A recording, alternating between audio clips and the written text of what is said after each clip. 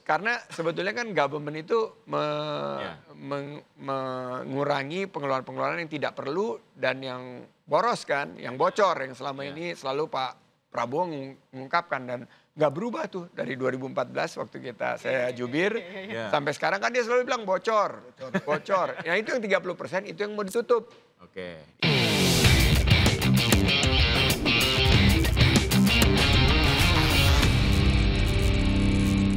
Kita jumpa lagi di podcast Bikin Terang No Gelap-Gelap. Tapi auranya masih agak gelap ya. Walaupun THR udah cair. Situ yang udah cair. Yang belum banyak juga.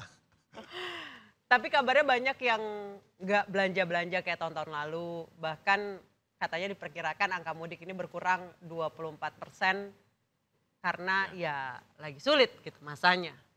Saya Anissa Dasuki. Saya Gai Porto Sigit. Saya Pung Purwanto. Ada co-host kita.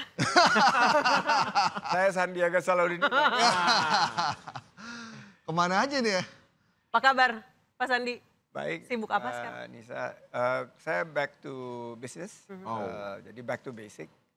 Dan sudah hampir mau masuk bulan kelima ini. Saya melihat keadaan ekonomi kan banyak tantangan ya. Jadi perlu dorongan dari sektor dunia usaha dengan terobosan-terobosan. Karena yang dibutuhkan itu kan lapangan kerja. Bahasanya halus ya. Ekonomi perlu tantangan, masih menantang dan perlu dorongan. Kan harus optimis. Kalau yang kan ekonomi lagi lemah gitu kan. Ya sebetulnya namanya mirip podcast ini kan. Kan sebetulnya kan ini kan gelap banget gitu tapi kita bikin terang. Oke. Namanya Sobat Terang. Oke. Pak Sandi, sekarang back to business. Kalau dipanggil lagi untuk ngurus negara, tertarik? Pertanyaannya bukan kalau kan, karena sudah lewat kan kemarin penentuannya sudah lewat begitu penentuan dari kabinet kita sangat mendukung banyak Kalau ada teman-teman saya di reshuffle nih sana. misalnya. Habis lebaran loh Mas. Wah, Habis lebaran kabarnya. jadi Santer. Isunya udah santer. isu santer. Iya. Saya emang nggak dengar. Aduh. Masa? Walaupun santer tapi tidak dengar. Tapi pada Biasanya langsung dipanggil kayak gitu. ada beberapa proyek yang cukup besar. Jadi saya bagi 3 ada di seperti yang dulu kita kembangkan sebelum masuk di pemerintahan tuh investment di equity. Ini sekarang karena keadaan ekonomi berat banyak pengusaha yang butuh tambahan equity, tambahan pendanaan. Ini sekarang saya lagi fokuskan. Yang kedua juga karena banyak startup yang masalah sekarang, saya fokus di venture builder, venture consultations. Jadi konsultasi agar usaha mereka tetap bisa sustain. Tapi kabarnya mau roadshow juga nih. Ya, keluar ini. roadshow keluar ini karena saya melihat ada potensi di beberapa sektor ya, terutama mengenai green economy dan new economy ya. Ini masih, Indonesia ini masih fundamentalnya masih kuat. Jadi dari segi pertumbuhan kita sekitar 5%. Di tengah-tengah situasi yang tidak menentu, kita masih bisa menunjukkan keyakinan bahwa kita akan tumbuh 5%. Ini banyak investor yang ingin dengar, makanya saya mau roadshow saat libur lebaran, jadi kita nggak libur tapi kita gaspol, kita ingin membrief para investor di Hong Kong sama di Shanghai. Jadi mereka melihat masih prospek ini Indonesia. Mereka mau dengar, mereka dengar ngelihat dulu ya. kan sebetulnya kan mereka membacanya, ini kan keberlanjutan ekonomi Indonesia dari Pak Jokowi ke Pak Prabowo. Dan itu yang digaung-gaungkan kan. Tapi begitu berganti kepemimpinan Oktober 2024 lalu, narasi yang tersampaikan ke publik atau yang mereka tangkap nih para investor, ini banyak perubahan. Nah ini yang saya harus jelaskan ke... Apa sih yang kenapa narasinya jadi banyak perubahan? Apa yang Pertama, waktu Pak Jokowi itu kan sangat detail bahwa Indonesia akan membangun infrastruktur. Jadi fokus kita waktu itu adalah membangun infrastruktur. Karena ada 3 pilar itu kan infrastruktur, investasi di SDM, sama penguatan institusi kan. Itu yang selalu digaungkan untuk kita bisa masuk ke era Indonesia Emas, Indonesia Maju 2045. Kalau infrastrukturnya narasinya, oh karena pemerintah nggak punya budget harus berhenti. Ini kan harus dijelaskan ke investor. Enggak berhenti pembangunan infrastruktur. Tapi yang akan lebih banyak berperan pembangunan infrastrukturnya itu adalah swasta. Yang membangun, udah banyak kok swasta bisa membangun Artinya, infrastruktur. gaung efisiensi cukup terdengar juga ya? Efisiensi ini Sehingga- bagus karena sebetulnya kan government itu Ya. mengurangi pengeluaran-pengeluaran yang tidak perlu dan yang boros kan, yang bocor yang selama Ya. ini selalu Pak Prabowo mengungkapkan dan nggak berubah tuh dari 2014 waktu saya jubir Ya. sampai sekarang kan dia selalu bilang bocor.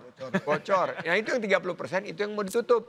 Oke. Ini harus disampaikan kepada investor, bukan dari anggaran yang berkualitas yang dikurangin, tapi anggaran yang misalnya studi banding, perjalanan dinas, yang gitu-gitu. Kayak istana butuh orang kayak gini. Nah itu. Supaya investor pede gitu ya. Kayaknya Danantara butuh. Saya barusan mau ngomong itu tuh. Iya. Kok mirip sama sebelah ya? Kok nggak bareng aja ya? Teman sepermainan kan Antara padahal. temen kecil, Besti kan? masa besti, sampai sekarang udahlah dia tugas di situ. Mas Pak Andi Rosan. di tempat yang lain. Tapi kalau fusion kan Fusion ya saya dari luar lah fusionnya. Nggak usah dua-duanya nanti yang ngurus bisnis siapa? nggak boleh ada matahari kembar. Nggak boleh. Mas Andi. Nanti kalau ketemu di Hong Kong, ketemu di China nggak apa-apa lah. Boleh lah kalau Sama-sama meyakinkan investor kan? Ya sama-sama. Tugasnya Tugasnya bagi-bagi tugas. Kalau menurut Mas Andi, kita ada kendala nggak dalam hal mengkomunikasikan pesan dari pemerintah untuk disampaikan ke publik, baik dalam negeri maupun investor luar negeri? Sebetulnya nggak perlu ada kendala karena program-programnya Pak Prabowo nggak ada yang baru. Kalau ngikutin benar ya dari 2014 ke 2019 dan ke 2024 sekarang masuk 2025 itu konsisten sekali. Jadi kalau untuk saya apalagi yang pernah menjadi jubir dia, menjadi calon wakil presidennya, nggak ada yang baru. Ini semuanya adalah sesuai dengan apa yang pernah disampaikan. Dan keberlanjutan dari pemerintahan Pak Jokowi ini yang harus ditekankan benar-benar sehingga investor itu merasa nyaman. Pak Sandi, apa sih yang buat investor kemudian jadi wait and see? Apakah masalah pemberitaan korupsi yang kayak Masif. bertubi-tubi gitu loh? Saya lihat Ngaruh nggak sih? pertama adalah situasi eksternal. Kalau kita lihat kan situasi global, iya. ini para investor kalau kita bagi ya investor luar negeri itu harus reposisi kan, dia melakukan penyesuaian karena mereka harus merotasi dengan kebijakan Trump dan kebijakan berkaitan dengan geopolitik dan perang dagang. Kalau investor dalam negeri itu ya mereka wait and see karena mereka kan akan berinvestasi tapi mereka ingin kejelasan kan. Nah ini yang harus disampaikan dalam bentuk narasi. Narasinya bahwa fokusnya apa nih? Kita ingin dunia usaha, nah kemarin dipanggil tuh pengusaha-pengusaha ke istana itu udah bagus. Dan ini awal yang paling tidak menunjukkan bahwa pemerintah ingin merangkul dan memberikan penjelasan dan informasi yang akurat kepada para investor gitu untuk terus berinvestasi. Karena engine kita untuk pertumbuhan kan lokomotifnya kan konsumsi, Betul. investasi, Investasi konsumsi. ekspor impor dan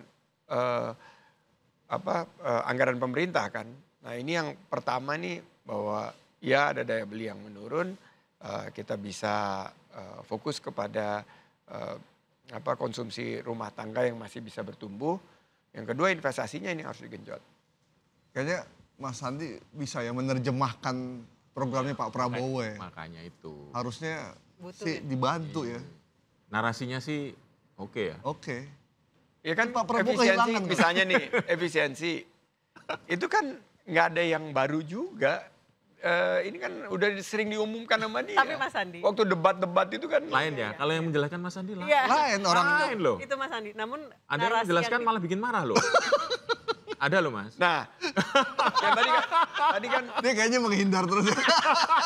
tadi yang korupsi itu kan bagus banget. Saya malah punya data bahwa dari sekian program Pak Prabowo termasuk MBG dan lain sebagainya yang paling dapat apresiasi masyarakat itu yang bahwa Pak Prabowo tegas untuk menindak korupsi.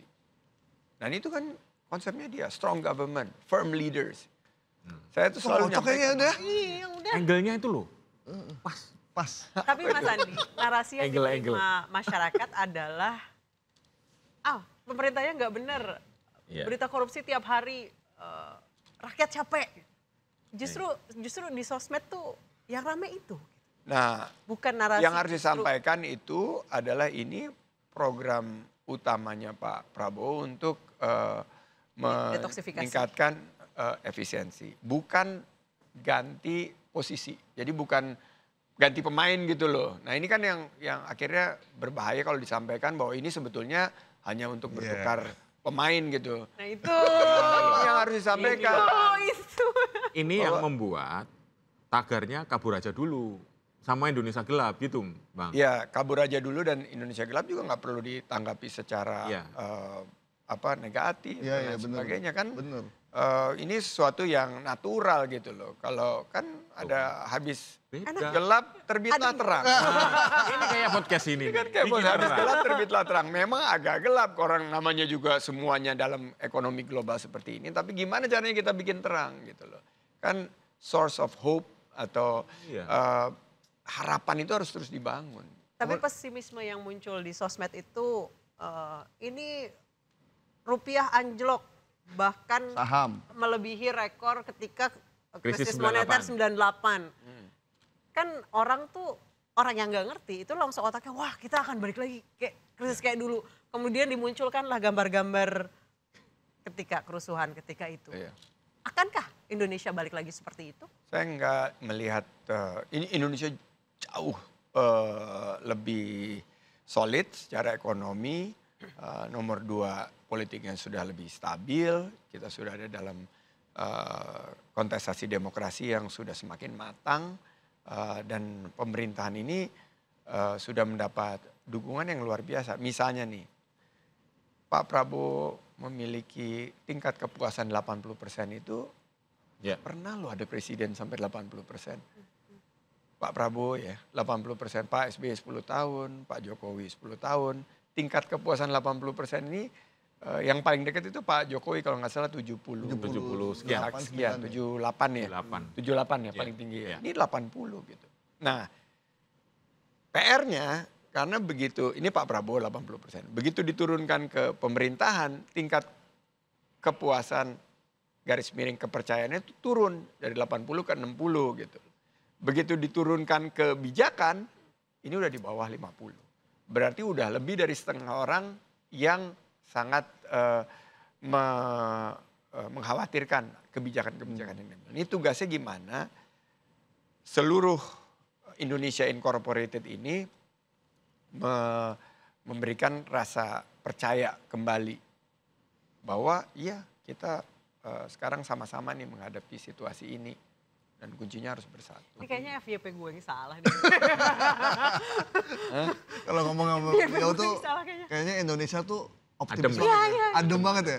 Terakhir Banyak PR tapi, Iya. banyak Iya, PR. terakhir